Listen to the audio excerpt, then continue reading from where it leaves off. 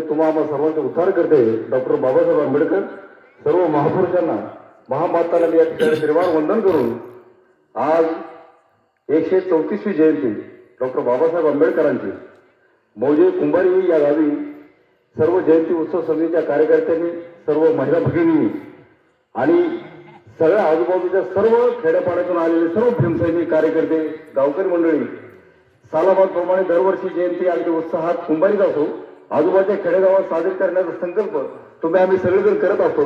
पण गेली कित्येक वर्ष 30-35 वर्ष मला जसं कळतंय आता माझं वय आहे 49 वर्ष तर मी तर मला वाटतं 11वी पासूनच या चळवळीत बांधले गेलोय.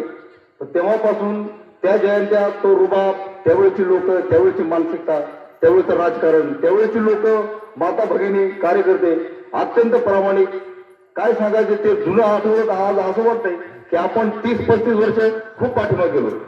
कारण आता विचाराची लढाई आपल्याला करावं लागणार आहे.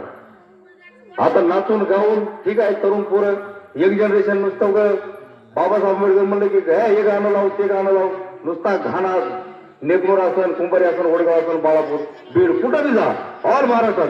पण लक्षात ठेवा मित्रांनो 10 ते 12 वर्षाच्या पूर्वी जी अवस्था आपली होती का व्याख्यानाला आपण बीडवरून लांबून लांबून लोक यायची. बाबासाहेबांचा जन्म कळायचा की 14 एप्रिल 1891ला महू मध्य प्रदेशामध्ये या ठिकाणी बाबासाहेबांचा जन्म झाला. पण आज नेकनूर वडगाव बाळापूर अशा असंख्य ठिकाणी ज्यावेळेस मी जातो माझ्या सानिध्याची मुलं असतात शिकलेली त्यांना जन्म माहित नाही. लय लाज वाटायची गोष्ट आहे.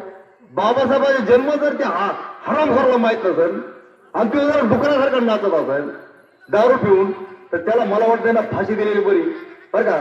पण आपण कानून बांधलेले आहेत पण तसल्याला झोपा पाहिजे. तर ही शोकांतिका आहे. बाबासाहेबांचा कुठलाच विचार झाला की बाबासाहेबांना कुठला सत्याग्रह केला बाबासाहेबांची किती घरात कुटुंब होतं आजही सांगता येत नाही काय हरामखोरांना आपल्या आणि ती सांगायचं असं करा तसं करा. तर ही लाजा वाटा पाहिजे गोष्ट आहे. लाजा वाटा पाहिजे.